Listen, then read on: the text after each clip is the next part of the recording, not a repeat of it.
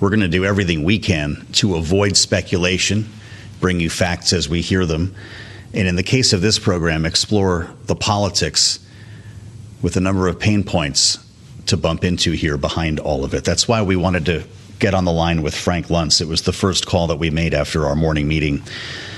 The politics and communications consultant, the CEO of FIL, and a man who understands the nuances of the conversation on both sides of the aisle. Frank Luntz, welcome back to Bloomberg. It's really great to have you in an important conversation that I know we're in for. I don't know how this builds on the conversations we've had before, Frank. I remember talking to you after the attempted assassination of Donald Trump and the gut-wrenching summer that this country went through leading up to an election that has now left us in a place where a lot of people don't have hope today, Frank, and those of us old enough to remember living through 9/11, the confluence of these two events has been making things feel a bit dark today. How are you feeling? This is absolutely, your emotions and what you're saying are absolutely appropriate. And at some point, we need to come together as a country and say, enough. I'm getting texts from Democratic and Republican senators, Republican and Democratic House members. I'm hearing from the people in power and the frustration and the anger that they have towards people who make political statements, who seek to use this to forward an agenda is simply atrocious. The first thing you think about is the loss of the family. The second thing you think about is the loss to the country. It doesn't matter whether you agree or disagree. In fact, it is completely irrelevant. What is relevant is that in the last 48 hours, we had a woman stabbed to death on a train, and there were 100 people who just watched it happen. We had shootings in Colorado, more shootings of young people, and we had this horrible tragedy. And I'm asking Americans to start to say, wait a minute, these aren't random circumstances, that we have to consider the impact of what's happening, and we have to say to ourselves, enough. And that's the word that I'm going to leave this answer to your question with, enough. Enough political violence, enough destroying each other. I posted on my X account the speech of Bobby Kennedy in 1968, moments after the assassination of Martin Luther King. And the level of hate that I received, or that video received, is atrocious.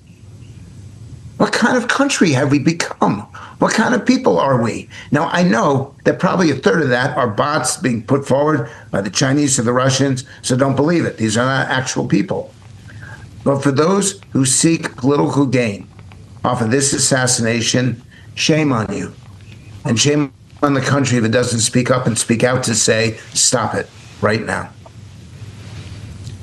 Well done. Enough indeed. My good friend and producer, James Mahoney, went back to listen to our conversation, Frank, the day after Election Day. You were with us here on Bloomberg, and I remember it really well. We were going to pull that tape, but there's no need to do that because you're here with us right now. I just want to read it back to you. This is what you said. When I asked you, what did we learn about our nation last night? Frank Luntz said, there's some things that are more important than an election. It's the next generation. And what are they learning? They're learning that it's okay to tear your opponent apart, that there's no bounds to negativity. They need to learn there are right and wrong ways to approach politics. You went on to say, I'm afraid that what we now learned is the wrong thing, which is anything goes at any time for any reason. Frank, people and young people especially were looking at this video within 5 minutes of this assassination happening. Is the corrosion generational? The video was horrific. And I was teaching while this happened. And someone's going to show me the video. And fortunately, my students pulled it away from me and said, don't look at it. You don't want to see it. Well, unfortunately, I saw it, and I couldn't believe what I saw. And this is not Hollywood. This is not entertainment. This is a human being who was gunned down while participating in his constitutional rights to share his point of view with students who were there voluntarily. And that I really hope that we can, over the next 24, 48, 72 hours, sit down and discuss what is missing at home, why we seem to have lost the values of civility and decency and respect. I'm hoping that we will look at what's missing in our education system, because our kids are not being taught to celebrate each other, they're being taught to condemn each other. I hope that we have a discussion about social media and its role in forwarding and endorsing and pushing out this kind of messaging that makes it potentially acceptable to behave in such an inhumane way. And in the end, I want us to look at ourselves, as I have been doing over the last 24 hours, and the things that I have said and I have done that could in any way perpetrate this and promote this. We have to stop, look at who we've become, and we should be a better union. And that's what we should be focusing on, not what happened, but where we go from here. You're spending time with Frank Luntz today on Balance of Power. I wonder your thoughts about what the president said last night. Radical left political violence has hurt too many innocent people and taken too many lives. The framing of this from one side to the other. Frank, the worry is that this could get darker, that the blame game could grow intense. We heard from Representative Derek Van Orden of Wisconsin telling reporters, he walked up to a group of reporters on the Hill and said, every one of you is responsible for Charlie Kirk's death. You are responsible for this because you're echoing the horrifically horrible political violent rhetoric produced by the Democratic Party. How does that make you feel when you hear that? I want everyone, everywhere, from every community and every corner of the country, to look at this and to make something reasonable come out of this horrific action. If we learn how to discuss without demonizing, if we learn how to debate without dehumanizing, and this sounds too much like a speech, and I don't even like my own language right now, but this is what it is.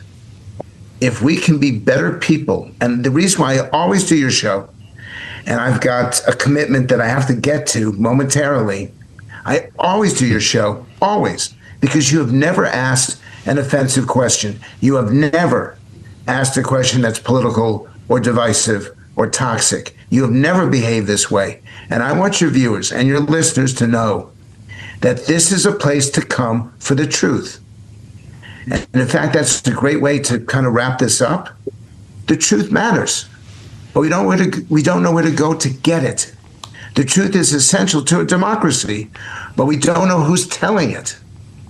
Let us commit today, at this moment, that we only speak the truth, even if it hurts us, that we only speak the truth, even if it helps somebody else, because in the end, we will be a stronger country and we will grow from this horrible moment if we affirm the importance of the truth, and if we don't, then this is only the beginning. This is why we called you, Frank, and I just appreciate your honesty and candor today. And thank you for always doing the show. It means a lot to me and to all of us at Bloomberg. FIL It's an honor. Inc. Well, it's our honor to have Frank Luntz with us on this day of days.